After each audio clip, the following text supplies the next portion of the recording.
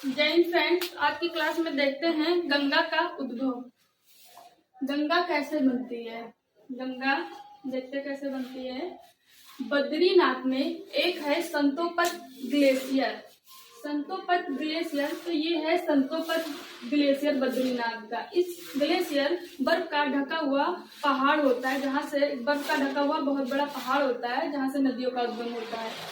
तो इस ग्लेशियर से विष्णु गंगा, धौली गंगा, दो नदियां निकलती हैं।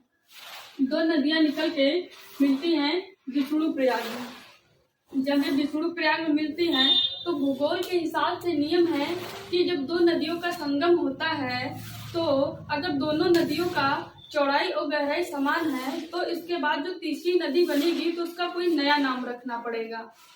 और दूसरा नियम है कि अगर नदी आगे बढ़ रही है, कोई नदी आगे नदी में संगम है, तो नदी का नाम उसी नदी के नाम पे चलेगा जिसकी गहराई और चौड़ाई जिस नदी की ज्यादा है।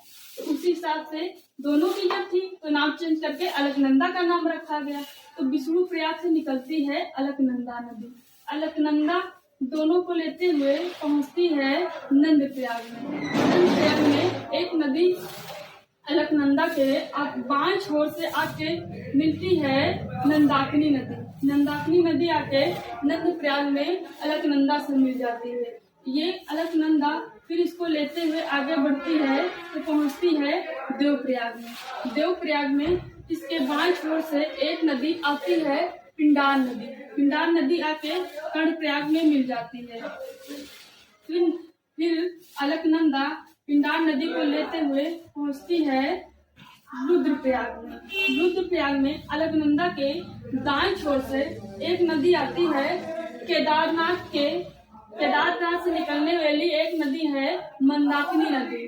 केदारनाथ की मंदाकिनी नदी निकलते हुए पहुंचती है रुद्रप्रयाग में। रुद्रप्रयाग में अलकनंदा और मंदाकिनी का संगम होता है।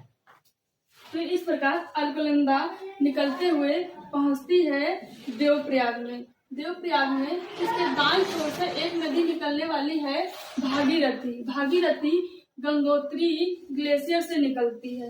ये गंगोत्री ग्लेशियर से भागीरथी निकलते हुए पहुंचती है, मिलती है देवप्रयाग में।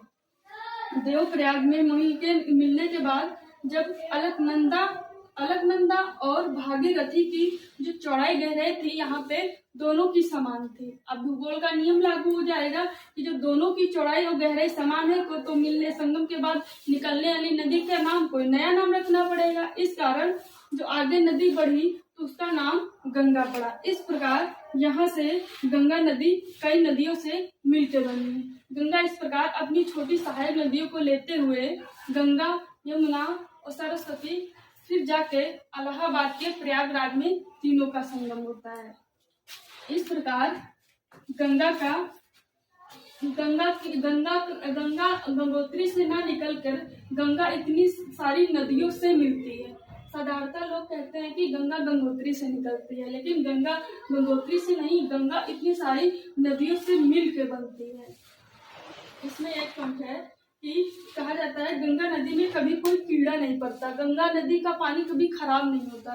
तो कहा जाता है कि इसमें वैज्ञानिकों की दृष्टि से कि इसमें एक बैक्टीरिया पाया जाता है जिसका नाम है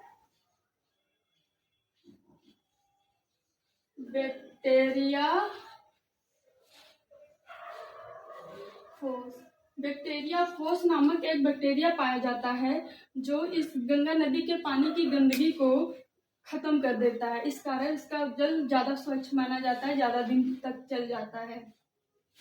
भागीरथी जो निकलती है गंगोत्री ग्लेशियर से, इसको उत्तराखंड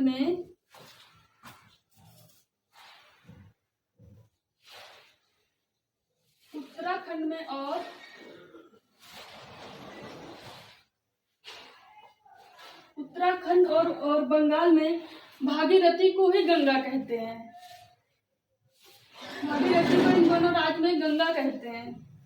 भागीरथी की एक और विशेषता है कि भागीरथी में एक नदी आके मिलती है इस छोर से ये भिलंगना नदी आके जहाँ मिलती है भागीरथी से, तो वहीं पे एक बांध बना हुआ है जिसका नाम है टिहरी बांध। टिहरी बांध भारत का सबसे ऊंचा बांध है। इसकी ऊंचाई है 260 किलोमीटर। ये भारत का सबसे ऊंचा बांध है। साधारणतः कहा जाता है कि टिहरी बांध किस नदी पे बना है, तो कहा जाता है भागीरथी पे। हाँ, एक प्रकार से भागीरथी का ही बना है, क्योंकि ये भागीरथी की चौड़ाई भिलंगना के कंपेयर में ज्यादा है। लेकिन अगर डीप एग्जामों में पूछा जाएगा तो ऐसे पूछा जाएगा कि टिहरी बांध किस नदी के संगम पे है, तो आप कह सकते हैं कि टिहरी बांध जो बना है भागीरथी और भिलंगना के संगम पे। आई होप आज का वीडियो आपको पसंद आया होगा। जो ऐसा लगा आप बताइएगा। Thank you.